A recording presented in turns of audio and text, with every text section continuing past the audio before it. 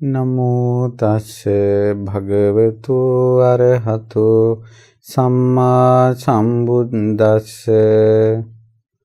සාදු සාදු සාදු. අපගේ පරම පූජනීය ගුරු දේවෝත්තම පින්වත් ලොකු ස්වාමීන් වහන්සේට නමස්කාර වේවා. නිදුක් නිරෝගී දීර්ඝායුෂ සම්පන්නියම සැලසේවා. සාදු සාදු සාදු. ශ්‍රද්ධාවන්ත පින්වත්නි, සෝතාපන්න ඵලයට පත්වීම පිණිස කෙනෙකු තුල තියෙන්න ඕන හොඳ යෝනිසෝ මනසිකාරය. කල්යාණ මිත්‍රයෙක් තුලින්, සත්පුරුෂයෙක් තුලින් ශ්‍රී සද්ධර්ම ශ්‍රවණේ සිද්ධ වීමෙන් අභ්‍යන්තරයේ ඇතිවන යම්කිසි ඒ ධර්මයේ වටහා ගන්න, තීරුම් ගන්න ස්වභාවය යෝනිසෝ මනසිකාරයටත් සම්බන්ධයි. එතකොට ඒ යෝනිසෝ මනසිකාරයේ තුලින් තමන්ගේ ජීවිත අභ්‍යන්තරයේ හොඳට විමසලා තේරුම් ගැනීම පිණිස තමන්ගේ ජීවිතයේ දුක හට ගන්න ආකාරය, එහෙම නැත්නම් ජීවිත පැවැත්ම හටගෙන තිබෙන ආකාරය පටිච්ච සමුප්පාදයේ තුලින් බලන්ට හුරු වීම පිණිස උපකාරක දහම් කරුණු ටිකක් මේ වැඩසටහනින් ඔබට ඉදිරිපත් කරන්නේ. එතකොට ඉහළ ගොමුව කුලියාපිටිය ලිපිනේ පදිංචි පින්වත් බී.එම්. සීලවතී මණිකේ මහත්මිය සහ බී.එම්. හිරුණී කවින්දයා මහත්මිය විසින් තමයි අද දවසේ මේ උතුම් ධර්ම දානය සිද්ධ කරන්නේ. මේ පින්වතුන් බොහෝ පින් රැස් කර ගන්නවා. භාග්‍යවතුන් වහන්සේ වදාළ මේ උතුම් ශ්‍රී සද්ධර්මයේ අහන්ට සැලැස්වීමේ ධර්ම දානමේ පින රැස් කරගෙන. ඉතින් පින්වත්නි, අපි බලමු අද දවසේ අපි මීට කලින් කතා කළා උපාදාන පිළිබඳව. ඒ උපාදාන මොනවද? උපාදාන තියෙනවා කාම උපාදාන, දිට්ඨි උපාදාන, සීලබ්බත උපාදාන, අත්වාද උපාදාන. මේ උපාදාන නිසා උපාදාන පත්‍ය භව, භවය හැදෙනවා. භව තියෙනවා කාම භව, රූප භව, අරූප භව. භවපච්චය ජාති. භවයේ මුල් කරගෙන භවයේ හේතුවෙන් උපත සිද්ධ වෙනවා. ඒක ඒ උපත අණ්ඩජ වෙන්න පුළුවන්, ජලාබුජ, සංසේදජ, උපපාතික. ඔය ජාතිපච්චය ඉපදීම මුල් කරගෙන ජරා මරණ ශෝක පරිදේව දුක්ඛ දෝමනස් උපායාස හට ගන්නවා. එතකොට නුවණින් විමසන ශ්‍රාවකයා ඉස්සෙල්ලාම ජරා මරණ දුක තමයි නුවණින් විමසන්නේ. මෙන්න ජරා දුක, මෙන්න මරණ දුක. එතකොට ජරා මරණ දුක තමයි මේ ලෝකේ අපිට මේ ප්‍රකට වෙවි යන්නේ. ඒ නුවණින් විමසනකොට ඒකට හේතුව මොකක්ද කියලා විමසනකොට ඉපදීම නිසාමයි ජරා මරණ. ඉපදීමට හේතුව මොකද්ද? උපතක් පිණිස කර්ම සකස් වීම භවය. භවයට හේතුව මොකද්ද කියලා හොයාගෙන යනකොට ඒ කර්ම සකස් වෙන්නේ නැත්නම් චේතනාව යමක වැඩිපුර චේතනාව වැඩ කරන්නේ මේ කර්ම සකස් වීම සිද්ධ වෙන්නේ උපාදාන මුල් කරගෙන. උපාදාන නිසා. ඒතකොට උපාදාන කුමක් නිසාද? උපාදාන කුමක් නිසාද තියෙන්නේ? කුමක් හට ගැනීමෙන්ද උපාදාන හටගන්නේ? අන්න අද අපි ඒ කාරණාවකට කතා කරන්නේ තණ්හා පත්‍ය උපාදානං. තණ්හා පත්‍ය උපාදාන. තෘෂ්ණාව නිසා උපාදාන. එතකොට මේ කතා කරන කරුණු තේරුම් ගැනීමට පහසුව පිණිස තමයි අපි මුලින්ම මතක් කළේ පටිච්චසමුප්පාදය මතක තියාගෙන ඉන්න. අවිජ්ජා පත්‍ය සංඛාරා, සංඛාර පත්‍ය විඥානං, විඥාන පත්‍ය නාම රූපං, නාම රූප පත්‍ය සලආයතනං, සලආයතන පත්‍ය පස්සෝ, පස්ස පත්‍ය වේදනා, වේදනා පත්‍ය තණ්හා, තණ්හා පත්‍ය උපාදානං, උපාදාන පත්‍ය භවෝ, භව පත්‍ය ජාති, ජාති පත්‍ය ජරා මරණං, ශෝක පරිදේව දුක්ඛ දෝමනස් උපායාස සම්භවಂತಿ. ඒව මේතස්ස කේවලස්ස දුක්ඛ කන්දස්ස සමුදයෝ හෝති. එතකොට මේ කරුණු ටික මතක තියෙන එක ගොඩාක් වටිනවා. එතකොට පටිච්චසමුපාදයේ අංග 12යි තිබෙන්නේ. ඒ අංග 12 පිළිවෙලට මතක තබාගෙන ඉන්න. හරිය උපකාරයි. මේක තමයි පරම ගම්භීර විදර්ශනාව. ඒ විදර්ශනා නුවණක් අනිත්‍ය දුක්ඛ අනාත්ම වශයෙන් විමසන්ට යද්දී හරියට උපකාරයි. මේ තුලින් තමයි දුක හටගන්න ආකාරය තේරෙන්නේ. මේ හේතුඵල ධම තුලින් තමයි මේ අපේ ජීවිතයේ අවබෝධයක් කරා යන්න කල්පනා කිරීම හැකියාව සිද්ධ වෙන්නේ හේතුඵල ධම තේරුම් ගැනීම තුලින්. වෙන කිසිම ධමක නැති වෙන කිසිම ආගමක නැති දෙයක්. එතකොට තණ්හා පත්‍ය උපාදාන තෘෂ්ණාව නිසා උපාදාන හටගනී. එතකොට මම කිව්වා අංග වශයෙන් මේව මතක තියාගන්න. කුමක්ද තෘෂ්ණාව? බුදුරජාණන් වහන්සේ වදාලා කුමක්ද මහණෙනි මේ තණ්හාව කියන්නේ? කතමාච භික්ඛවේ තණ්හා චෛමේ භික්ඛවේ තණ්හා කාය. පින්වත් මහණෙනි තෘෂ්ණා කාය හයක් තියෙනවා. රූප තණ්හා, සද්ද තණ්හා, ගන්ධ තණ්හා, රස තණ්හා, පොට්ටබ්බ තණ්හා, ධම්ම තණ්හා, අයං උච්චති භික්ඛවේ තණ්හා. මේ තෘෂ්ණාව නැත්නම් මේ තණ්හාව ආකාර 6යි. මොකද රූප තණ්හා, ශබ්ද තණ්හා, ගන්ධ තණ්හා, රස තණ්හා, පොට්ටබ්බ තණ්හා, ධම්ම තණ්හා. රූප තණ්හා කිව්වේ ඇහෙන් දකින රූපවලට ආසයි. කනෙන් අහන ශබ්දවලට ආසයි. නාසයෙන් විඳින ගඳ සුවඳට ආසයි. දිවෙන් විඳින රසයට ආසයි. කයෙන් විඳින පහසට ආසයි. ඊළඟට සිතෙන් සිතෙන සිතිවිලි වලට ආසයි. රූප ආසාව, රූප වලට තියෙන ආසාවට කියන රූප තණ්හා. ශබ්ද වලට තියෙන ආසාවට කියනවා ශබ්ද තණ්හා. ගන්ධ සුවඳට තියෙන ආසාවට කියනවා ගන්ධ තණ්හා. රසයට තියෙන ආසාවට කියනවා රස තණ්හා. පහසට තියෙන ආසාවට කියනවා පොට්ටබ්බ තණ්හා.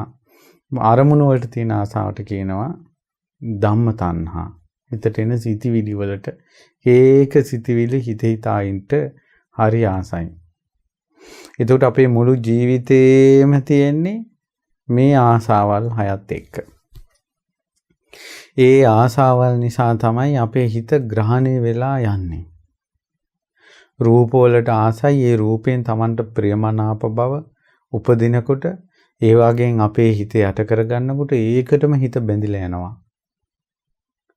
එතකොට රූප, ශබ්ද, ගන්ධ, රස, පහස අරමුණුත් එක්ක තමයි දෘෂ්ටි වලට බැඳිලා යන්නේ.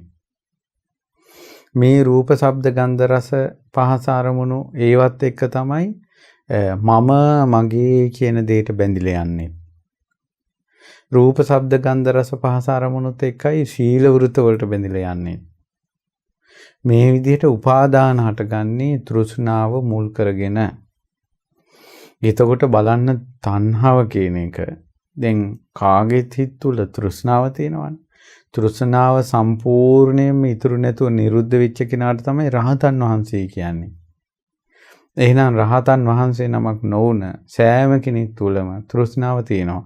ඒතර තෘෂ්ණාව තියෙනවා නම් ඔහු තුල උපාදාන තියෙනවා.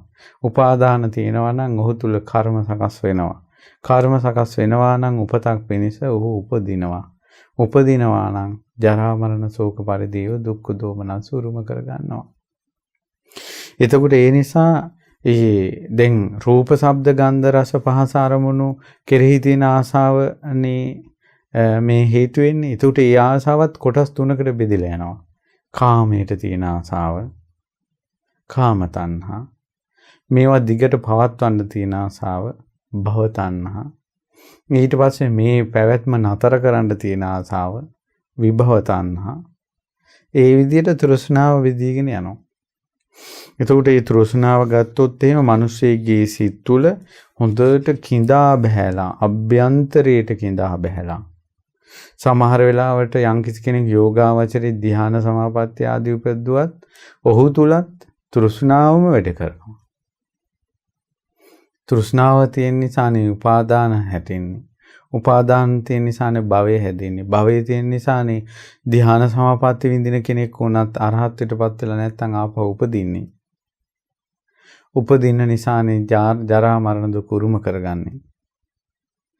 බලන්න ඒ මොහොතේ භවය මේ මොහොතේ සසර සකස් වෙන හැටි.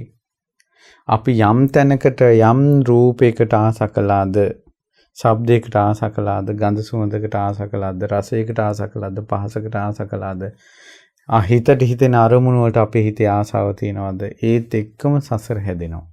ආයි වළක්වන්න බෑ මේ හේතුඵල ධම. හේතුඵල ධම කැඩීම තුලින්මයි මේ ඔක්කොම සිඳිලා යන්නේ. නැත්තම් මං ඇහැට පේන රූපවල ආසාව මට එන්න එපා. කනින් ඇහෙන ශබ්ද වලට මගේ හිත ආසාව වෙන්න එපා කියලා නියෝග කළා අපිට මේක වළක්වන්න බෑ. නීති දාලා නවත්තන්න බෑ. ඒක හේතුඵල ධම. තෘෂ්ණාව ඇති වෙන්නත් හේතුවක් තියෙනවා.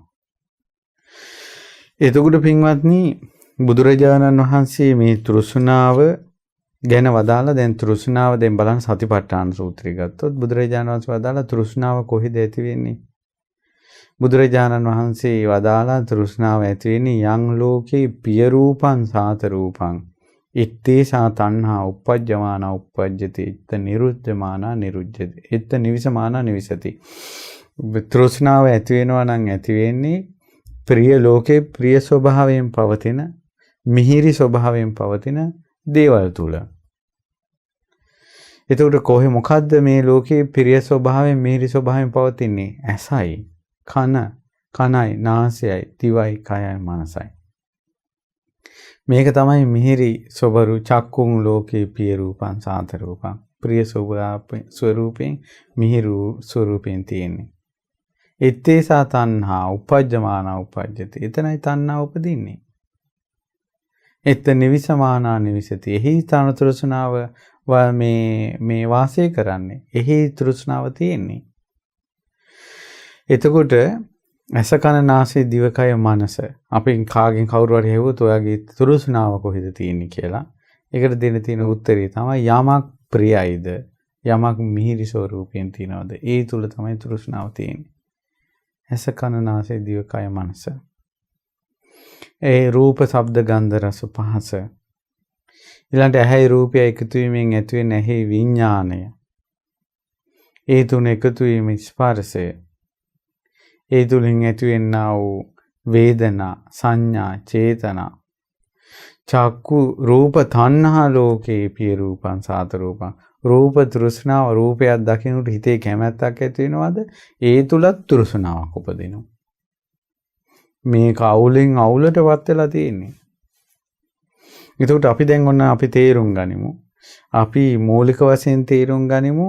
දැන් පටිච්චසමුප්පාදය ගන්නකොට තණ්හා පච්චය උපාදානං උපාදාන පච්චය භවෝ භව පච්චය ජාති ජාති පච්චය ජරා මරණං ශෝක පරිදේව දුක්ඛ දෝමනස් උපායාස සම්භවಂತಿ.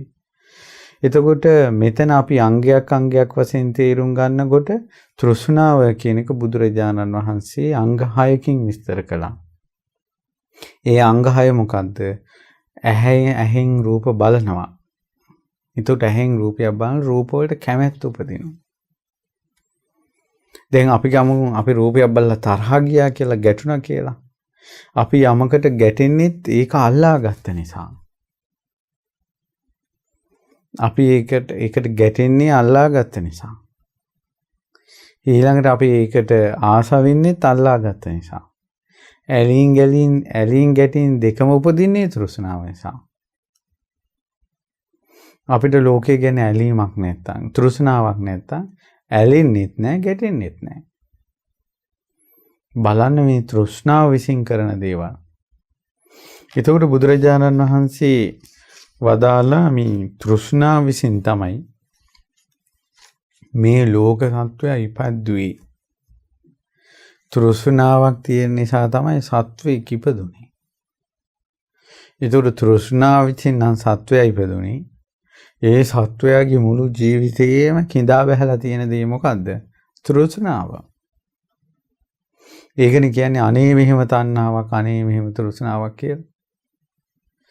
දැන් මනුස්සයාට කොච්චර ආසාවල් උපදිනවද කියලා බලන්න.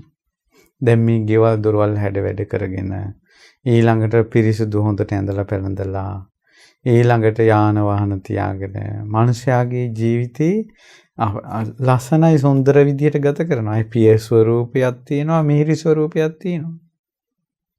තුට ප්‍රිය ස්වරූපයක්, මිහිරි ස්වභාවයක්, ලස්සනක් ඒ කෙනාගේ ජීවිතේ වැඩ කරනවානේ. ඒ කෙනාව සම්පූර්ණයෙන් මෙහෙවන්නේ තෘෂ්ණාව. නිකලෙස් නොවුන නිසා. අපි කියමුකෝ රහතන් වහන්සේ නමක් ඉන්නවා කියලා. රහතන් වහන්සේත් පිරිසුදුව ඉන්නවා. පිරිසිදුව වස්ත්‍ර දරනවා, චීවරය දරනවා.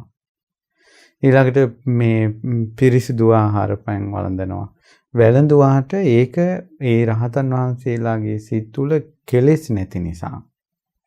ඒ ගන්න ආහාරය, එහෙම නැත්නම් දකින රූපය, එහෙම නැත්නම් දකින අහන ශබ්දයට ඇලීමක්, හිතේ ඇලීමක්, ගැටීමක් උපදින්නේ නැහැ. දැන් අපි මිහිරි ප්‍රණීත ලස්සන දේවල් භුක්ති විඳිනවා. භුක්ති විඳාට ඒ පේන ලස්සන දේවල්, මිහිරි ස්වරූපයෙන් පවතින දේවල් ගැන ඇලීම් ගැටීම් උපදිනවා. හේතුව හිතේ තෘෂ්ණාව තියෙන නිසා. එතකොට අපිට අමාමහ නිවන අවබෝධ කරගන්න බැරි වුණේ තෘෂ්ණාව තියෙන නිසා. එතකොට දැන් වෙනත් දැන් අපි ගත්තොත් එහෙම මහා නිදාන සූත්‍රය වගේ දැන් ඒ දේශනාවල ගත්තොත් එහෙම දේශනා කරනවා. දැන් වේදනාව නිසානේ තණ්හාව උපදින්නේ. වේදනම් පටිච්ච තණ්හා, වේදනාව නිසා තෘෂ්ණාව උපදිනවා. තණ්හම් පටිච්ච පරියේසනං, තෘෂ්ණාව නිසා තමයි හැම දෙයක්ම හොයන්න ගන්නෙ. කෝ අරක, කෝ මේක, කෝ අහවල් දෙය, කෝ කියලා හැම දෙයක්ම හොයන්න ගන්නේ තෘෂ්ණාව නිසා. තණ්හම් පටිච්ච පරියේසනම්, පරියේසනම් පටිච්ච ලාභෝ, හොය හොයා යනකොට ලැබෙනවා. ලාභම් පටිච්ච විනිච්ඡය, ලැබෙන දේ ඊට පස්සේ විනිශ්චය කරනවා. අර කට්ටියට තියනවද, මේ කට්ටියට තියනවද, කොච්චර ගණන්ද.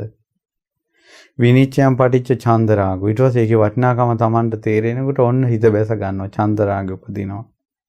චන්දරාගම් පටිච්ච අජ්ජෝසං, චන්දරාගේ ඒ ගැන ඇල්ම ඉපදුනාට පස්සේ මගේ කියලා අල්ලා ගන්නවා. හිතේ ඒකම වැස ගන්නවා.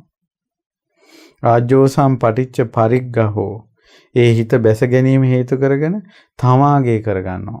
දැන් හැම වෙලාවෙම කවුරු වෙහුව කියන්නේ එක මගේ දේ කියලා. පරිග්ගහම් පටිච්ච මච්චරිය, ඒ තමන්ගේ වුණාට පස්සේ ඒ ගැන මසුරු සිත උපදිනවා. මසුරු සිත ඉපදුනාට පස්සේ තවත් කෙනෙකුට ලැබෙනවට කැමැත්තේ නෑ. මච්චරියම් පටිච්ච ආරක්ඛං, මේ මසුරුකම මුල් කරගෙන ආරක්ෂා කරනවා. ආරක්කම් පටිච්ච දණ්ඩ දානං සත්ත දාන, ඊට පස්සේ තමයි තුවන්තුවම් පටිච්ච තුවන්තුවම් පේසුඤ්ඤ, උඹ කියලා කේලම් කියාගෙන රණ්ඩු වෙවි මේ ඔක්කොම ආරක්ෂා කරන්න ගන්නේ. මේ ඊට පස්සේ මේ සියලු අරුබුද හට ගන්නවා මේ තෘෂ්ණාව නිසා. එතකොට ওই විදිහට තව ගොඩක් තියෙන තෘෂ්ණාව 108 ආකාරයකට විස්තර කරලා තියෙනවා. නොඒක ආකාරයෙන් තෘෂ්ණාව විස්තර කරලා තියෙනවා. නමුත් අපිට දැනට ඔබ මේ පටිච්චසමුප්පාදය දැන් ඉගෙනගෙන යන්නේ සරලව ටික ඉගෙන ගන්න. ඒකට දැනට මතක තියාගන්න අද අපි කතා කළේ උපාදාන හටගන්නේ තෘෂ්ණාවේ. තෘෂ්ණාව ආකාර 6කට තියෙනවා. රූප ගැන තියෙන ආසාව රූප තණ්හා, ශබ්ද ගැන තියෙන ආසාව ශබ්ද තණ්හා, ගන්ධ සුවඳ ගැන තියෙන ආසාව ගන්ධ තණ්හා, රසය පිළිබඳ තියෙන ආසාව රස තණ්හා, පහස ගැන තියෙන ආසාව පොට්ටබ්බ තණ්හා, සිතේ සිතිවිලි ගැන තියෙන සිතට එන සිතිවිලි ගැන තියෙන ආසාව ධම්ම තණ්හා. එතකොට මේ තෘෂ්ණාව නිසා තමයි උපාදාන ග්‍රහණය වෙලා කර්මසකස් වෙලා ඒ අනුව උපතක් කරා යෑම මේ සියල්ල සිද්ධ වෙන්නේ. එතකොට ඒ තමයි තෘෂ්ණාව. ඉතින් අපි ඉදිරියටත් ඉගෙන ගනිමු කොහොමද මේ තෘෂ්ණාව උපදින්නේ කියලා. ඉතින් අදට ඒ කරුණ අපි මේ විදිහට සිහි කරගන්නවා. අපිටත් මේ අපේ පටිච්චසමුපාද මේ හැදෙමින් යන සසර ගමන නවත්වා ගැනීමට අද මේ දහම් කරුණ ඉගෙන ගැනීම හේතුපකාර වේවා කියලා අපි මේ ආශිර්වාද කරනවා, පින් පමුණවනවා. සියලු දෙවියෝ මේ පින් අනුමෝදන් වෙත්වා. ඒ වගේම විශේෂයෙන් මීට වසර 7කට පෙර මිය පරලෝකීය බී.එම්. නන්දන සරච්චන්ද්‍රසිරි මහත්මයාට මේ පින් අනුමෝදන් වෙත්වා. ඒ වගේම බී.එම්. සීලවතී මණිකේ මහත්මිය ඇතුළු පවුලේ සියලු දෙනාට මේ පින් අනුමෝදන් වේවා. ඒ සීලවතී මණිකේ ඒ වගේම බී.එම්. හිරුණි කවින්දයා මහත්මිය ඉහළ ගොමුව කුලියාපිටිය ලිපිනේ පදිංචි පින්වතුන්ටත් මේ පින් අනුමෝදන් වේවා. ගුරු දෙවිඳුන් ඇතුළු සංගරුවනට මේ පින් අනුමෝදන් වෙත්වා.